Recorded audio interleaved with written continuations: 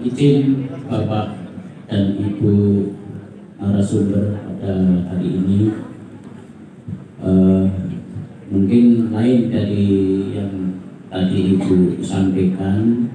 Saya kebetulan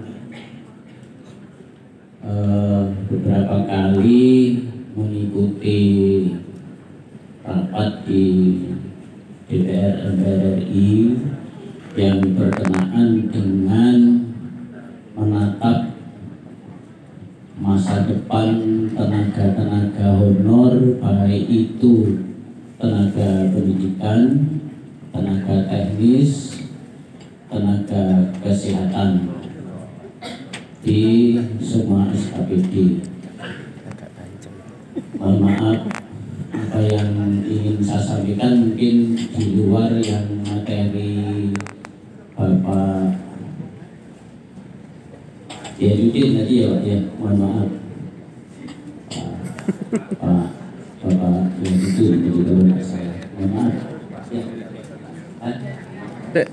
Pak Yudin. Mohon maaf Pak. Iya, jadi berkenaan dengan keberadaan tenaga honor yang masih belum diselesaikan dan akan diselesaikan di Desember 2024, ternyata sampai hari ini belum selesai. Pada tahun 2024 ada status P, sekarang ada status R. Ya enggak Bapak Ibu?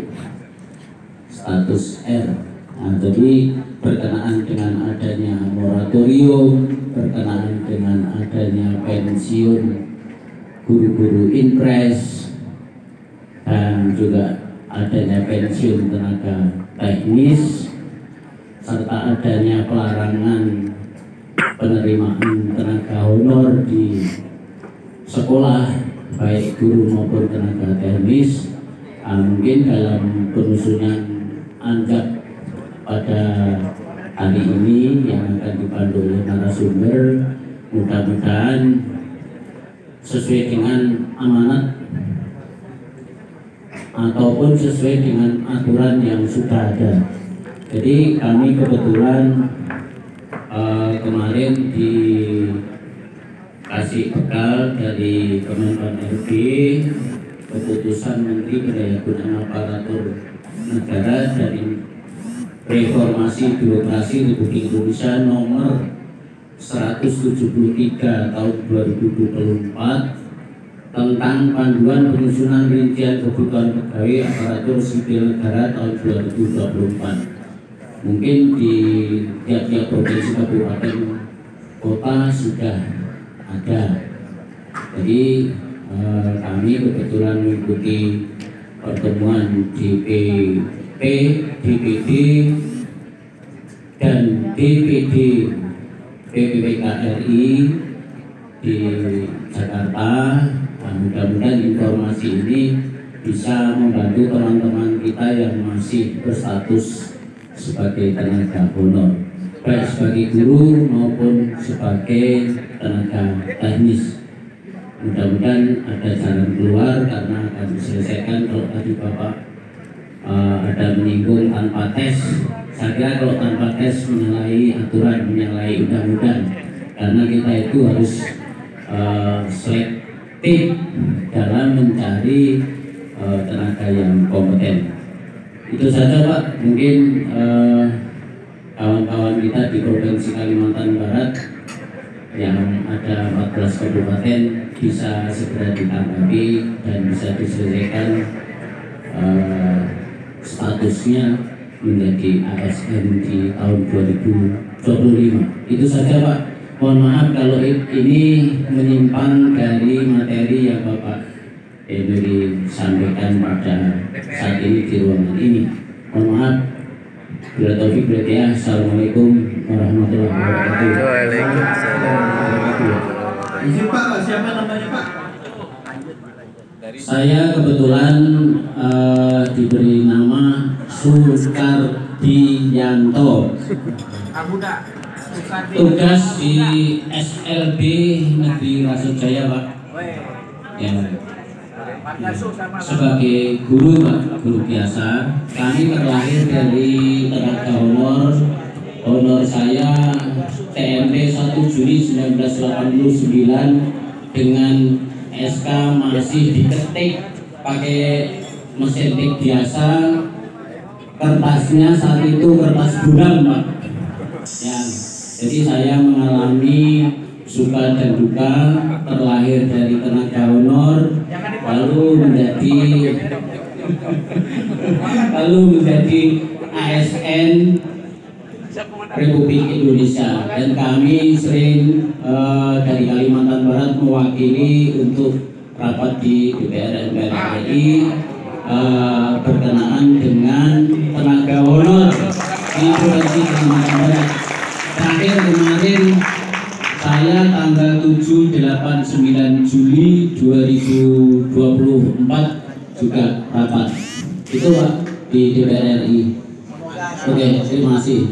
Baik, terima kasih Pak Sukardianto. Ya. Tapi saya kira Bapak tidak kebetulan diberi nama Sukardianto ya. Karena Suti, Pak. Baik. Yang pertama sekali yang akan saya tanggapi adalah Lanjut. klarifikasi. Terus ya, terusin. Ketika saya bicara, Muat, 6 menit. saya hampir mengucapkan itu. Kemudian teringat, jangan sampai saya ngomong salah, bahwa saya tidak menyatakan tenaga honorer direkrut menjadi P3K tanpa tes. Karena saya ingat saya posisinya di situ, bukan tanpa tes, dijamin lulus waktu itu. Saya ingat, ikut tes pasti lulus, begitu katanya. Saking dipermudahnya, ya. Tapi dalam prakteknya, karena saya juga tidak membidangi hal kaitannya dengan rekrutmen, saya kurang tahu kondisinya seperti apa. Tapi yang jelas sering kita dengar bahwa penerimaan P3K dan tenaga honorer yang dilakukan kemarin itu kan dijamin lulus. Memang sih, Pak, Bu, ya posisi saya bukan di situ, bukan di pengambilan kebijakan itu. Sebagai ASN juga terpikir kok bisa langsung lulus, kan? Mungkin ini solusi yang ditempuh pemerintah, ya, solusi yang ditempuh pemerintah sebagai win-win solution, ya kan? Karena bagaimanapun, pertama banyak kasus, jadi banyak masalah terkait dengan honorer tadi. Di satu sisi, bagaimana membayar honornya, seringkali kan dijadikan temuan waktu itu. Jadi temuan, ya, untuk akuntabilitasnya di masing-masing OPD. Bukan hanya guru, di unit kerja lain juga demikian, kan? Aparat pemeriksa menemukan ini ada pengeluaran keuangan yang tidak semestinya digunakan untuk pembayaran honor, kan? Di sisi lain, si tenaga honorer juga, ya, tenaga honorer juga tidak dibutuhkan dalam statusnya sebagai honorer. Yang saya paham, Bapak Ibu, kalau kondisi guru saya kurang paham. Kalau di honorer di unit-unit kerja itu kan dibayarnya sesuai UMR. Padahal di luar instansi pemerintah harusnya di atas UMR, ya kan? Kan kasihan juga, ya. Pendidikannya tinggi, jenjang tinggi, sarjana, tapi dibayar sesuai UMR, tidak boleh lebih. Kalau honorer di instansi pemerintah. Nah, makanya pemerintah menempuh jalan menjadikannya sebagai P3K. Walaupun dulu keluarnya istilah P3K di Undang-Undang 5 2014 sesungguhnya tidak dimaksudkan untuk tenaga honorer. P3K itu adalah tenaga profesional yang dikontrak untuk proyek-proyek tertentu, untuk tugas-tugas tertentu. Namun dengan adanya celah seperti ini, maka pemerintah menggunakannya sebagai solusi untuk mengatasi masalah honorer tadi. Nah, apakah sudah selesai atau belum? Saya kira bukan kapasitas saya, karena saya tidak mengemban wewenang dalam hal terkait dengan rekrutmen ini. Kalau saya ngomong nanti keluar opini saya, salah pula opini saya, malah jadi norma atau jadi hal-hal yang dipertentangkan. Nanti akan ada sesi Bapak Ibu dari Badan Kepegawaian Daerah. Saya kira itu ya, Pak Sukardianto. Siap. Baik. Baik, Pak Sukardianto sudah puas.